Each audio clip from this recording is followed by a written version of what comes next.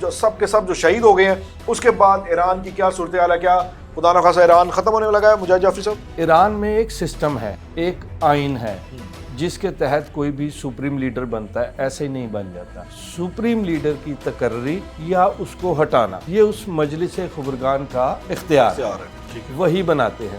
Trump کا کہنا ہے کہ جی مجھے پتا ہے کہ کون جانشین ہے اور کس کو میں لا رہا ہوں۔ یہ ہے کہ جو کمیٹی ہے اس نے جو بڑے بیٹے ہیں آیت اللہ خامنائی کے، ان کو سپریم لیڈر بنانے کا فیصلہ کیا ہے۔ ٹرمپ صاحب کا جو بیان ہے، he is running with all matters, اور وہ جو ڈرائیونگ سیٹ پر ہے اس وقت اسرائیل کے ساتھ جو ہے جارحیت دکھا رہے ہیں اور جارحیت بڑھتی چلی جا رہی ہے۔ آپ نے دیکھا نہیں جو ایم بی ایس کے بردر ہیں وہ اس جنگ سے 2 ہفتے پہلے امریکہ گئے، یہ رپورٹ ہوا ہے یو ایس میں، انہیں کہا کہ آپ ایران پر حملے میں دیر نہ کریں ورنہ ایران بہت مضبوط ہو جائے گا۔ اس رجیم چینج میں آپ کا یہ کہنے کا مقصد ہے کہ عرب ممالک سب کے سب ایک پیج پر تھے؟ وہاں سے جو لوگ ہیڈ کوارٹر اڑنے سے پہلے وہاں سے ایویکویٹ کر گئے تھے آفیسرز ان کے، وہ جا کے اس ہوٹل میں ٹھہرے ہوئے تھے۔ کیا ایران اکیلا رہتا ہوا تنہا یہ جنگ جیت پائے گا؟ سر جنگ گھیرا ڈلا ہوا ہے، ہر طرف سے گھیرا ہے۔ جیتے نہ جیتے ایران نے جنگ شروع کر دیا۔ دبئی میں جتنے اٹیک کیے ہیں ایران نے، کہ عرب ممالک کا جھکاؤ جو ہے بڑا کلیئر ہے کہ جب ان کی ٹیریٹری پہ حملے ہوتے ہیں تو اب انہوں نے بھی اپنا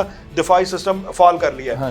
آپ یہ دیکھیں وہ ان فائنینشیل ہبز پر کیے ہیں جو یا تو امریکن کمپنیاں ہیں، امریکن بینکس ہیں، یا ٹرمپ کے اپنے بزنس ہبز ہیں۔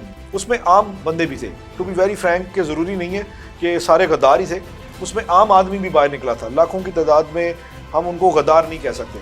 جو ابھی بھی آپ نے دیکھا ہے کہ آیت اللہ خامنائی کی شہادت پر ڈانس کرنے والے جشن لوگ منایا گیا، باقاعدہ جشن منائے ہیں انہوں نے، ٹھیک ہے، جو کہ بہت غلط روایت ہے۔ السلام علیکم ناظرین، میں ہوں شہریار اور میرے ساتھ موجود ہیں مجاہد جعفری صاحب۔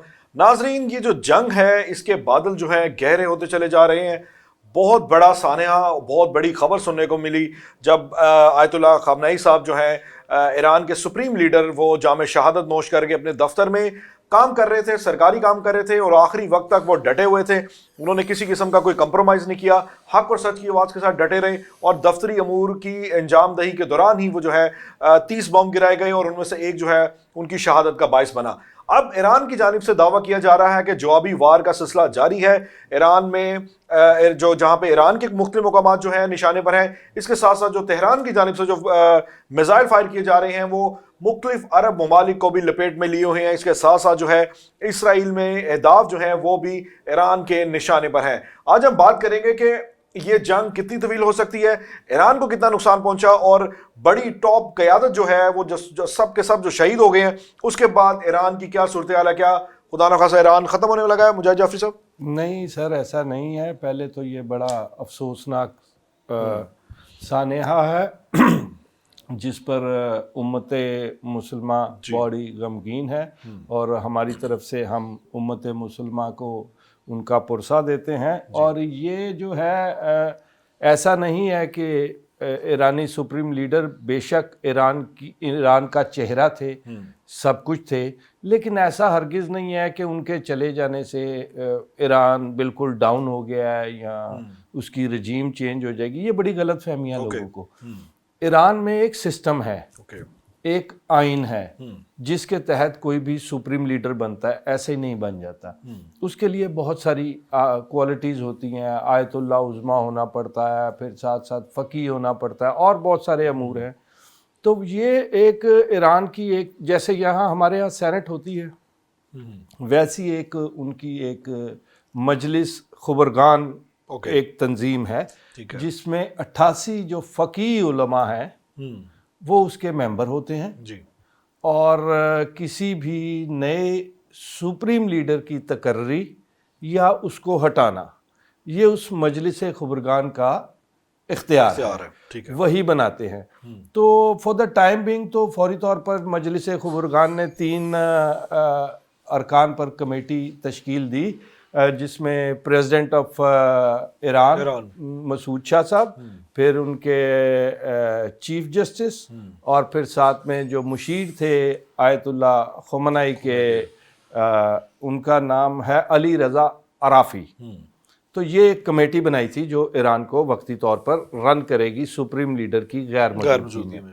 اور میری اطلاعات یہ ہیں کہ جو کمیٹی ہے اس نے جو بڑے بیٹے ہیں آیت اللہ خامنائی کے ان کو سپریم لیڈر بنانے کا فیصلہ کیا ہے، مصطفیٰ علی خامنائی کو، جو اپنے والد کے ساتھ رہے ہیں تھرو آؤٹ، مشاورت میں بھی رہے ہیں، میٹنگز میں بھی رہے ہیں، جنگوں میں بھی مشاورت رہی ہے. سو وہ اور بڑا وائز ڈیسیژن کیا ہے ایران نے. دیکھیں کوئی اور آ کے بیٹھے اس کو ورگلانا شاید آسان ہو یا آ جائے، لیکن جس کا باپ قتل ہوا ہو اس کو ورگلانا آسان نہیں، ناممکن ہے. ہاں، تو بظاہر ناممکن ہے. یہ ایک وائز ڈیسیژن کیا ہے ایران کی. لیکن مجاہد جعفری صاحب یہ تو ایک پیٹرن ہے جو ایران نے اڈاپٹ کیا، اور جو خامنائی صاحب کے جو جانشین کے طور پہ جو چیزیں سامنے آئیں گی وہ چلتی چلی جائیں گی. ٹرمپ صاحب کا جو بیان ہے، he is running with all matters, اور وہ جو ڈرائیونگ سیٹ پر ہے اس وقت اسرائیل کے ساتھ جو ہے جارحیت دکھا رہے ہیں اور جارحیت بڑھتی چلی جا رہی ہے.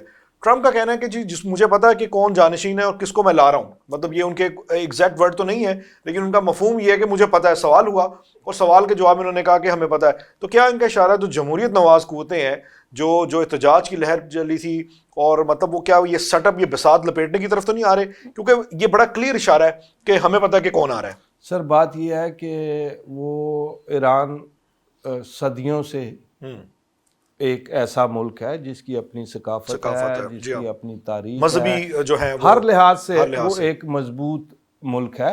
اور اگر صدر صاحب نے، ٹرمپ صاحب نے کہا ہے کہ انہیں پتہ ہے کون آ رہا ہے، تو وہ بہت ساری باتیں کہتے ہیں. وہ تو مذاکرات بھی کر رہے تھے ایران کے ساتھ، اس دوران یہ اٹیک آ گیا. ان کی کسی بات کا اعتبار باقی نہیں رہا. یہ 2 دفعہ جو انہوں نے مذاکرات کے دوران حملے کیے، جی ہاں. بلکہ اس مرتبہ تو یہ کہا جا رہا تھا کہ مذاکرات کی فائنل وہ طے ہو چکا تھا، اور پھر ایک دم کسی طرف کو لگنے کی شکل میں آ گئے. نیتن یاہو مین ورگلا رہے ہیں سارے نو. سر نہیں، نیتن یاہو تو ورگلا ہی رہا ہے، لیکن اس میں سعودیہ کا بھی ہاتھ ہے. آپ نے دیکھا نہیں، جو ایم بی ایس کے بردر ہیں وہ اس جنگ سے 2 ہفتے پہلے امریکہ گئے، جا کے ملے پریزیڈنٹ کو، اور انہیں کہا، یہ رپورٹ ہوا ہے یو ایس میں، انہیں کہا کہ آپ ایران پر حملے میں دیر نہ کریں ورنہ ایران بہت مضبوط ہو جائے گا. تو ایکچوئل بیہائنڈ دی سین سعودیہ، یو اے ای، قطر، عمان، یہ جو اس رجیم چینج میں آپ کا یہ کہنے کا مقصد ہے کہ عرب ممالک سب کے سب ایک پیج پر تھے، اور وہ سب جو ہے کسی نہ کسی طرح سہولت کار بنے ہوئے تھے کہ ہم اس کو ٹیک اوور کرنے کے لیے ساتھ دیں گے. وہ یہ بھی کہتے رہے کہ جی ہماری بیسز استعمال نہیں ہوں گی ایران پر اٹیک کے لیے. لیکن جب ایران پر اٹیک ہوا تو ان کی بیسز استعمال ہوئی نا، وہیں سے لوگ اڑ کے گئے. جو بحرین، آپ لوگوں نے دیکھا ایک جو ڈرون جا کے بڑی بلڈنگ میں لگا ہے، واٹ واز دیٹ؟ وہ جو نیول ہیڈ کوارٹر اڑایا ایران نے، وہاں سے جو لوگ ہیڈ کوارٹر اڑنے سے پہلے وہاں سے ایویکویٹ کر گئے تھے آفیسرز ان کے، وہ جا کے اس ہوٹل میں ٹھہرے ہوئے تھے. اچھا مجاہد جعفری صاحب، یہ تو آپ کی بات ٹھیک ہے. کیا ایران اکیلا رہتا ہوا تنہا یہ جنگ جیت پائے گا؟ سر جنگ گھیرا ڈلا ہوا ہے، ہر طرف سے جنگ گھیرا ہے. جیتے نہ جیتے، ایران نے جنگ شروع کر دی ہے. یہ بھی بڑے حوصلے کی بات ہے. 10 ممالک ہیں، 10 ممالک کے ساتھ وہ ایٹ اے ٹائم اکیلا لڑ رہا ہے. میں وہی سوال اٹھا رہا ہوں کہ ایٹامک پروگرام ختم ہو چکا، میزائل پروگرام کے بارے میں بھی اطلاعات یہ آ رہی ہیں کہ 1000 اہداف کو نشانہ بنائے جانے کی اطلاعات ہیں. اس کے ساتھ ساتھ آپ یہ دیکھ لیں کہ عرب ممالک کا جھکاؤ جو ہے بڑا کلیئر ہے کہ جب ان کی ٹیریٹری پہ حملے ہوتے ہیں تو اب انہوں نے بھی اپنا دفاعی سسٹم فعال کر لیا ہے. پاکستان کا کردار مبہم ہے، پاکستان بھی کھل کے ایران کا ساتھ نہیں دے رہا. تو آپ نے پرائم منسٹر صاحب کو دیکھا ایک کہ 2 دن بعد بولے، اور وہ بھی ہومیوپیتھک سے انہوں نے کہا جی ہمیں بڑا افسوس ہے، ہم اس کی مذمت کرتے ہیں خامنائی صاحب کی، لیکن جنگ دے پائے نے کوئی گل نہیں کی تھی. نہیں پائندے اپنے گھر جنگ لگی گل ہے. وہ جنگ بھی اس لیے لڑائی گئی ہے نا. آپ یہ دیکھیں پچھلی مرتبہ جنگ میں پاکستان نے ایران کا ساتھ دیا تھا. جی بالکل. ایرانی پارلیمنٹ میں پاکستان کے حق میں نعرے بلند ہوئے. تشکر پاکستان. ایگزیکٹلی، تشکر پاکستان. اس کے بعد اب اسرائیل کی اور امریکہ کی گیم سمجھیں کہ انہوں نے افغانستان کو سپورٹ کیا. اسرائیلی ساختہ ڈرون، کوارڈ کاپٹر اسرائیلی ساختہ، دیٹ مین کہ اسرائیل نے اٹینشن ڈائیورٹ کرنے کے لیے انگیج کیا پاکستان کو کہ پاکستان ادھر حملہ کرتا رہے گا، ایران کی مدد نہیں کر سکے گا. این اسی دوران اس نے ایران کو ٹیک اوور کر کے خامنئی صاحب کو شہید کر دیا. تو آپ کیا یہ ایران کو ٹیک اوور نہیں کیا انہوں نے؟ نہیں، ٹیک اوور سے مراد یہ کہ میں اس سینیریو میں ٹیک اوور کی بات کر رہا ہوں کہ اس نے ایک بڑا منظم اپنی چال چلی نا بنیادی طور پر. اس نے پاکستان کیوں خاموش رہا؟ پاکستان وزیر اعظم صاحب کو کیا بڑا کھل کے حمایت نہیں کرنی چاہیے تھی ایران کی؟ ہم وہ کیا ہے، board of peace, board of peace, اس کے بھی ممبر ہم نے سائن کر دیے ہیں. ہاتھ بنے ہوئے ہیں. ہاتھ بنے ہیں. تو کافی ہے یہ بات آپ کے لیے کہ ہاتھ بندھے ہوئے ہیں, منہ سے انہوں نے بیان دے دیا, یہ بھی کافی ہے میرا خیال ہے. لیکن اصل مسئلہ کچھ اور ہے. ابھی آپ دیکھیں جو ہم بڑے سینیریو میں چلے اس کے ہٹ کے, تو ایران جنگ بھی بڑی وائزلی لڑ رہا ہے. ابھی ایک اٹیک میں اسرائیل پہ جو اٹیک ہوا اس میں اسرائیلی ایئر فورس کے کمانڈر مارے گئے, بڑے کمانڈر مارے گئے, نیتن یاہو کے قریبی رشتہ دار بتائے جا رہے ہیں. ٹھیک ہے.